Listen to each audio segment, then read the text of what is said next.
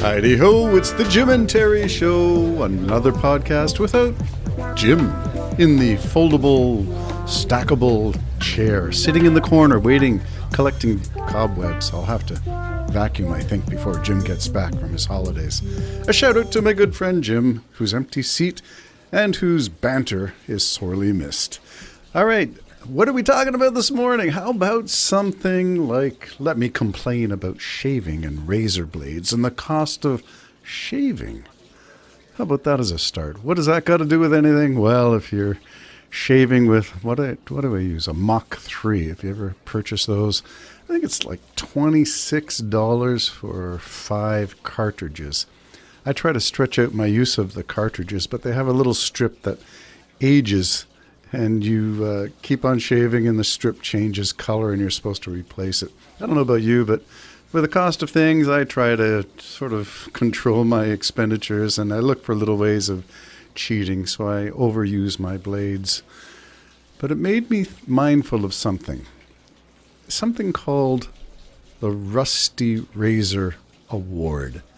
Yeah, if you've ever tried using your dull razor to shave, it can be a little painful. I often, chop up my face and have little red dots all over the place where I nicked, and that's the process of trying to outlive the usefulness of a razor. Well, the Rusty Razor is actually an award by The Skeptic, theskeptic.com. I think, actually, it's skeptic.org.uk. So it's based in the UK, and you can check it out for yourself. But the award is interesting because it's not, well, maybe it is. Do you remember the movie? I think it was, I'm going to say Johnny Depp, but The Barber of Seville, in which in the Middle Ages, the barbers were also surgeons. So I guess the Rusty Razor is actually an image of the barber's straight edge. That foldable comes out and you can do surgery with the same razor that you would cut hair with. Well, the Rusty Razor is a way of looking at things that are not good. It's like extending your razor use for your shaving. Don't do it. It's not really comfortable. It doesn't work well. It's awkward.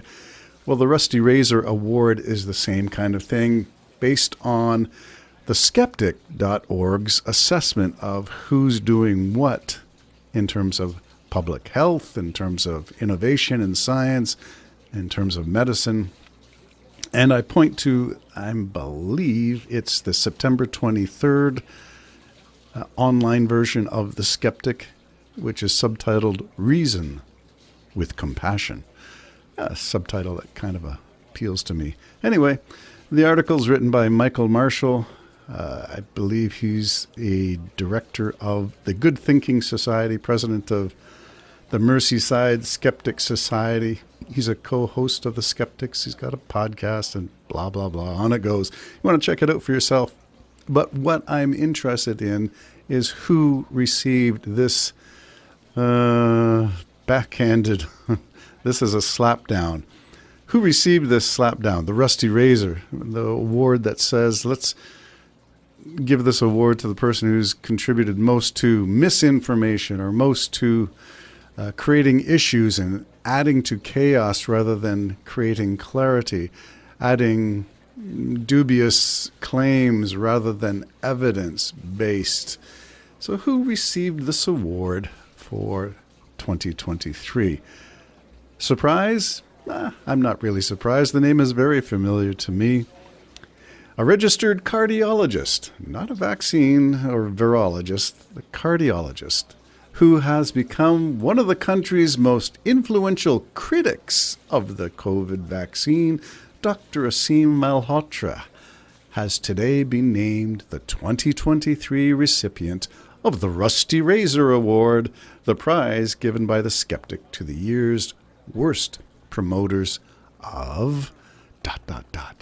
Suspense. Brrr, drum roll, trumpets blaring. The answer? Pseudoscience. The worst promoters of pseudoscience. Pseudo meaning not real, alternative, not science. And who was it? Malhotra. What do we know him for? Well, early on the bandwagon, creating his own empire, as my good friend Jim would say. You build your armies. Get in there early and build your armies. Okay, well, Malhotra did just that with his claims of vaccine. So he advocated against, and the reason for his attack was simply the source, which is the Big Pharma. Big Pharma. Yeah, normally I'd sort of be skeptical about Big Pharma and what it's actually doing. Opioid crisis contributed to by pharma. mRNA, the doubtfulness of that technology. Well, people were hesitant about all that. But what it really got to is Malhotra going beyond his, what do they call it? Stay in your lane? He's a cardiologist. Should know a lot about all kinds of other things. He's just a specialist in cardiology. But what did he get this award for? Well, it seems that he has made a claim in his area of specialty, which is cardiology, and it has to do with a claim of statins, a kind of drug, and he claimed it was a multi-billion-dollar con by the pharmaceutical industry.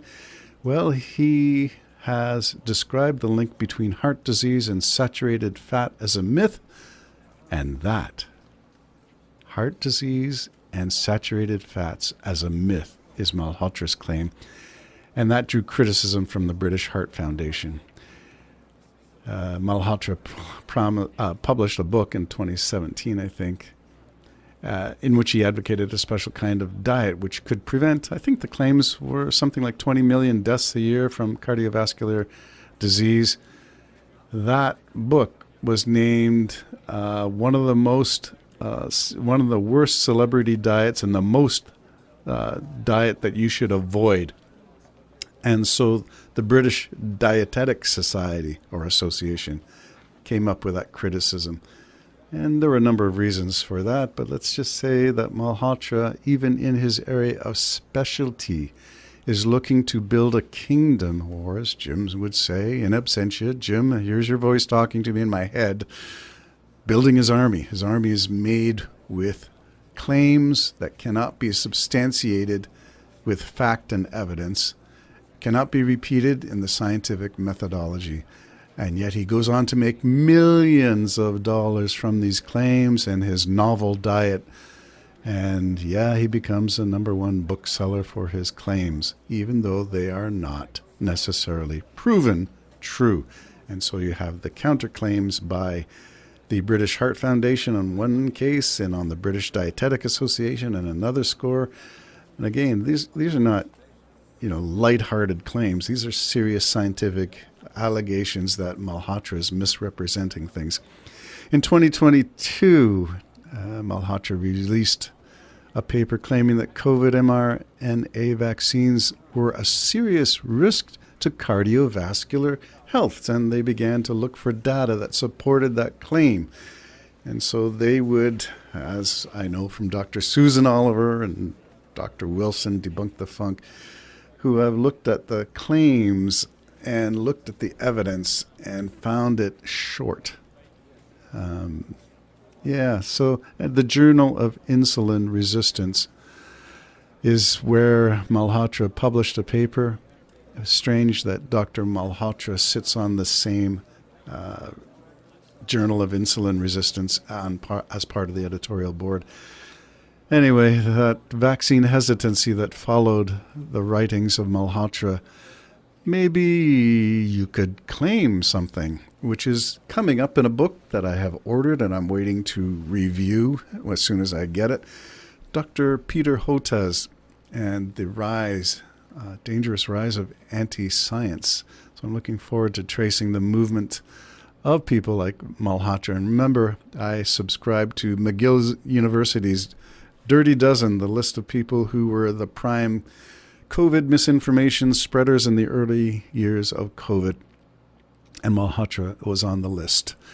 So here's the statement from the skeptic, the editor, Michael Marshall, who says, quote, "In our opinion, Dr. Malhotra has been an incredibly prolific promoter of pseudoscience." I love the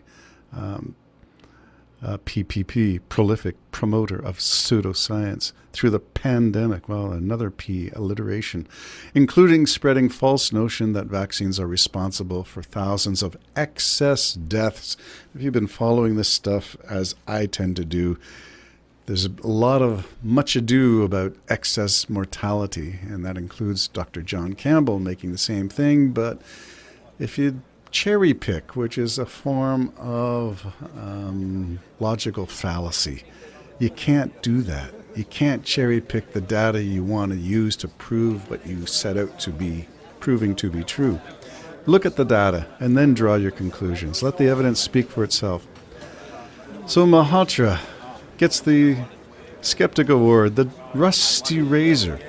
I wonder to what extent many of us might be deserving of the Rusty Razor when we make claims that really shouldn't be made. We are too grandiose in our assertions and too confident of our explorations. Maybe from time to time we all get a Rusty Razor. Maybe from our friends, maybe from our family. We sit there and we get treated as if we've earned the Rusty Razor. And we should check and validate and prove and look for evidence in support, in opposition. Remember, one of the principles of writing a good essay is to anticipate counter arguments and debunk the funk. I mean, if you can debunk your own arguments, then there's enough evidence out there that maybe you shouldn't be saying what you're saying. So the skeptic issues the award. The Rusty Razor goes to Dr. Malhotra. If he's been on your reading list and you are a subscriber to his ideas, maybe it's time to give your head a shake. Sharpen up that Rusty Razor and use Occam's razor instead. Maybe that's a choice. Logical fallacies. The Rusty Razor Award. Take care. Jim and Terry Show signing off. Bye-bye.